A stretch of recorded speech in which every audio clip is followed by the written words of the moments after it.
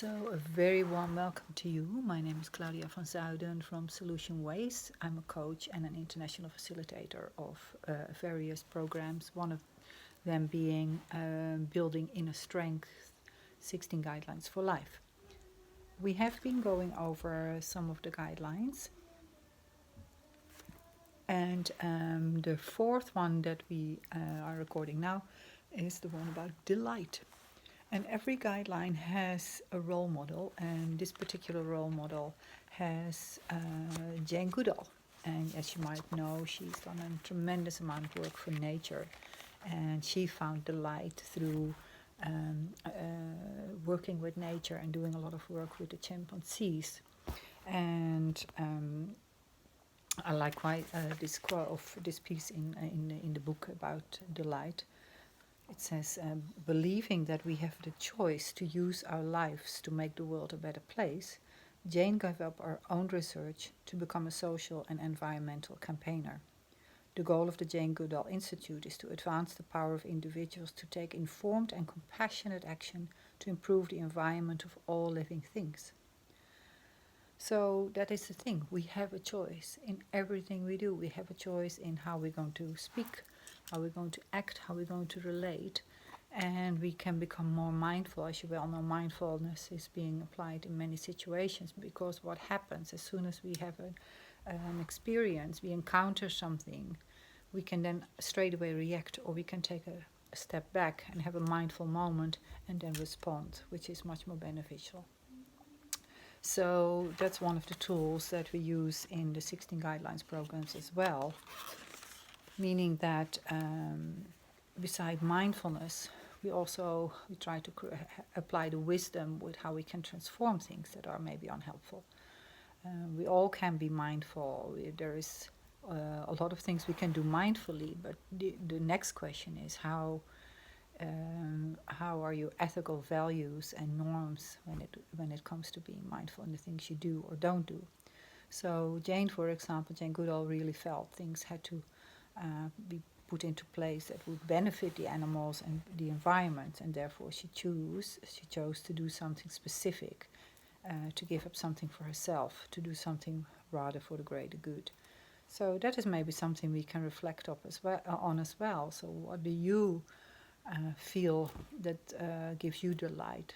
You know, we can get delight, even a sense of delight, when we put on the light, the light at the wall, the fact that we have light and we don't have to sit in the dark, and that we have electricity and all these things, or that we have fresh water or great friendship and things like that. So that's maybe something to reflect on today as well. So I was going to read a little bit then out of the book for you today about how does delight lead to happiness. Every day, countless opportunities arise to enjoy the positive things that are happening around us. Small children do this naturally. It is often a source of pleasure simply to be with them as they energetically explore and run around. What does it take to relearn that basic skill? There's plenty in the world to sadden us, but there's an enormous amount to rejoice about as well. The people who have realized this draw others towards them. Who does not want friends who will be sincerely pleased when good things happen, and a tower of positive strength when we get into difficulties? Who will not seek the company of those who can cheer us up and take us beyond our habitual worries and concerns? We connect with each other and function best when we can laugh, smile, and be open-hearted together. It may be that we grumble and complain the most when life is going well. People seem to learn instinctively how to lift each other's spirits during times of crisis, such as war and exile. Those who have survived the tragedy of life-threatening illness are often the best of celebration. They pay more attention to the simple pleasures of just being alive. When we cannot find any joy in everyday pleasure or positive stories, it's sure a sign that we've become trapped in our own problems and difficulties.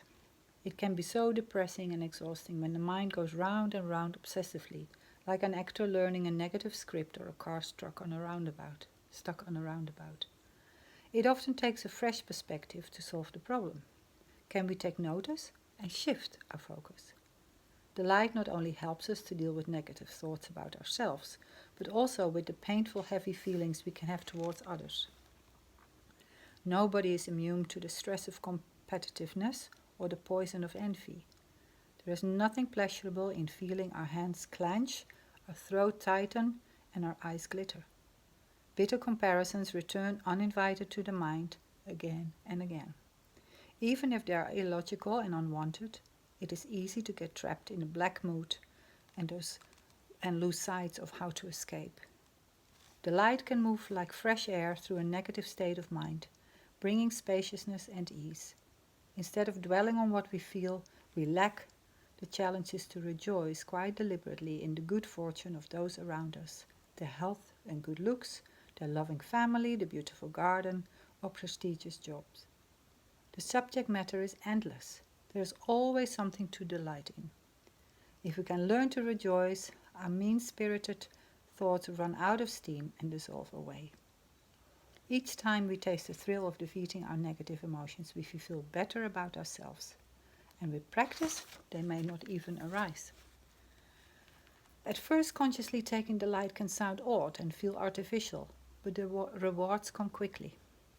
At a party or around the coffee station at work, even on a bus or a train, we can listen out for what is going well and relax into enjoying what we hear. If we feel ourselves tighten up when someone talks about getting a promotion or a new car, we can practice being glad for them and dropping the comparisons with ourselves.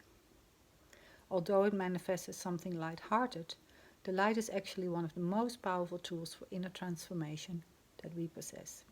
When we learn to linger in its warmth, it helps us to gain the confidence and energy to live and behave in the way we most deeply long to do. So perhaps that's something you would like to reflect upon as well. I always find a good way to start in the morning with a sense of delight. What do I really have this sense of delight for, that I'm looking forward for the day or something like that. Even a very small thing. The reflection practice goes like this. Find a quiet space where you can relax. Sit comfortably to help you settle. Focus your awareness on your breathing. Let go of any thoughts, images, or feelings that arise. Whenever you become distracted, bring your awareness gently back to the sensation of the breath going in and out. Spend a few moments enjoying the experience of coming to rest. Start by rejoicing in all the good things you have done in the past. Think of the positive qualities that you have inside you, such as kindness, patience, and generosity, and the occasions when you have used those qualities to help others. Taste the warmth of appreciation. How wonderful it is, how wonderful it is. Gradually broaden your sphere of attention to include the people you feel close to. Rejoice at all the positive qualities and the different ways in which they care for you and for each other. Be as specific as you can. Enjoy the sensation of delight. How wonderful it is, how wonderful it is, such thoughts you can have. Move your attention further outwards and rejoice at all the caring actions that are taking place between people you may have never met. Teachers in schools, medical staff in hospitals, parents in the home. Is there anyone who does not contribute to the well-being of others in some way? Think about the people who campaign for a better world in areas such as justice, equality, peace, poverty, or the environment. Recall their contribution. How wonderful it is. How wonderful it is. Reflect on the life stories of the saints of all the different religious traditions who devoted their lives to spiritual practice and service. Rejoice in their qualities and deeds. And finally, see if you can rejoice at all the good things that you and others have done and are doing and will do in the future. Can you extend this feeling of warmth throughout the whole universe, beyond the bounds of space and time? How wonderful it is. How wonderful it is. What would happen if we rejoice like this on a regular basis? And then you may end the practice, the wish, and close the practice with the wish. May all beings be happy. Well, that was the fourth guideline of the first wisdom theme, delight. So we had humility at the first one, patience, contentment, and delight. So those are the four guidelines for the first wisdom theme, how we think. I hope it was helpful for you, and the next video will be about the second wisdom theme, how we act. So I look forward to seeing you then. Thank you very much for watching.